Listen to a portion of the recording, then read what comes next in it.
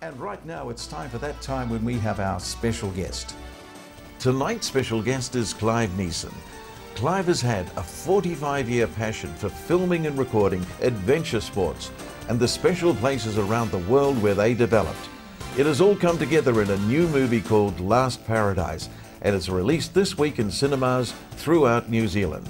We welcome Clive Neeson as our special guest on The Beat Goes On. Clive Neeson, welcome to The Beat Goes On. Pleasure, Gerard. And a baby boomer. Wow, how old are you now, Clive? Are you a true baby boomer?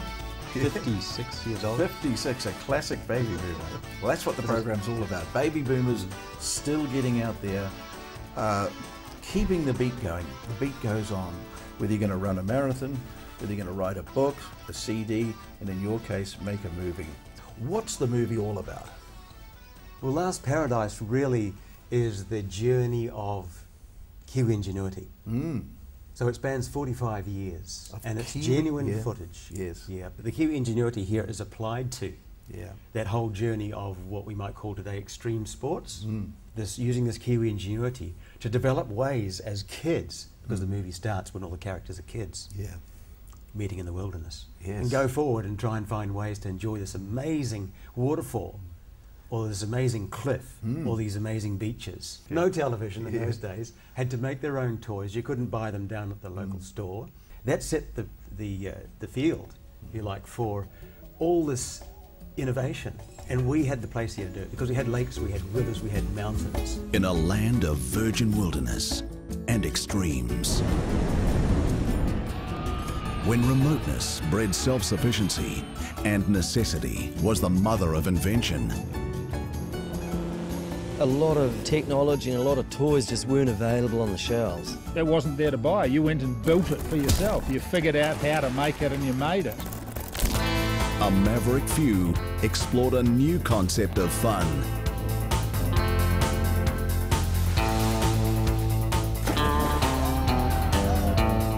They found their nirvana in places others avoided.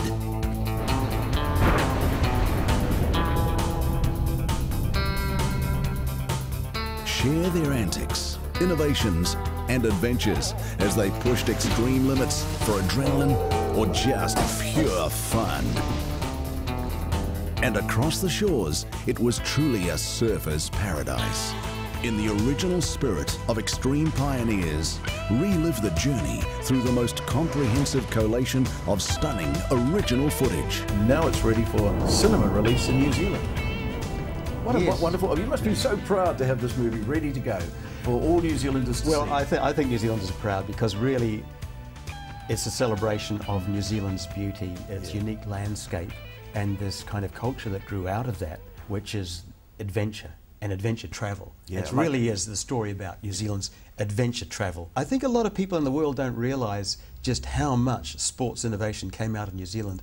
When this film showed in the States, they were astounded to find out that the roots of the things they have today were actually here. For example, over at Mount Maunganui, Kevin Jarrett and a few of his friends were developing very, very high-speed surfing way back in the 70s. Now that was the origins of today's wakeboarding. It was the first wakeboarding in the world. But what came of that was overcoming this problem you have in hydrodynamics with surfboards once they reach what you might call hull velocity in terms of yachts, is that if you design the board a certain way, you can go incredible speeds, and you can see on the film what these guys are doing. And then that translates today, and they combine that with the jet boat. These guys are using a jet boat, by the way, to be able to do that. And now the combination of those two technologies has led to this big wave surfing that we see all over the world now. People chase the biggest waves in the world. They pull in with a jet ski, and they've got these boards that will track at that speed. If they didn't have the right boards, they'd be history. All that history is out there. Fragments of film here, there's a piece here, there's a piece here. Where did the idea come to put it all together and call it Last Paradise? How did the idea emerge? I had the idea for this movie when I was 17 years old.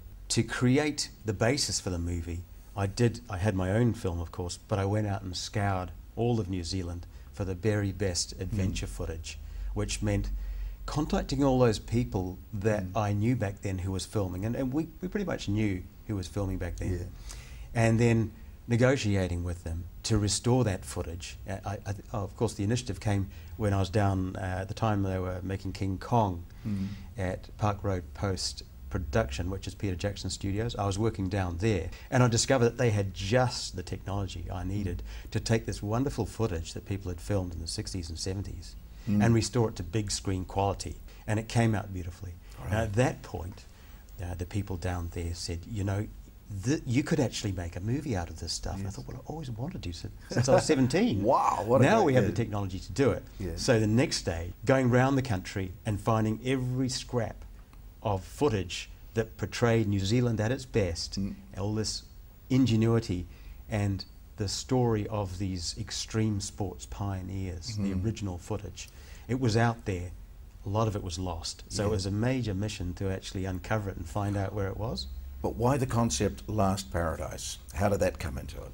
In this footage, you will see places, not just New Zealand, you will see places in other countries like you never ever knew they were.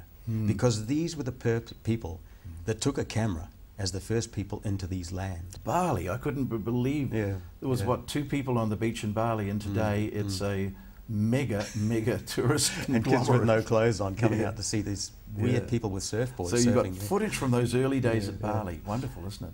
Yes, and everywhere we go around the world with the backpack and with the cameras, we film it as it is. Yeah. And because these were very, very early days, and most people went there after tourism came, they never knew what the places were like. Now, 45 years later, we look back at those places, as you know, at the end of the movie, and the change is staggering. And this is what came about when we were restoring the footage, is there's a whole story here. About there's very little paradise left. Yeah, Yeah. the whole world has changed so much. But the thing is, today, people do not know or never knew how that place was 40 years ago. Every generation assumes what it's born into as being the norm. Yes. And so with each generation, we slide gradually. And the problem that they have is that they cannot impress upon today's generation exactly how it was back then. But they discover that this movie, Last Paradise, does that.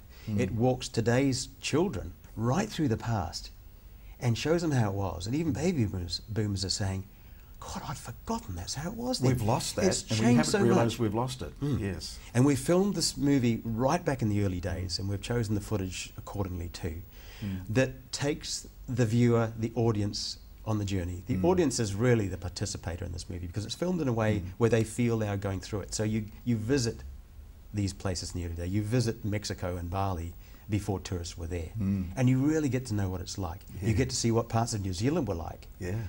And then you come out of the cinema, you see it today, and you go, God, there's been a huge change.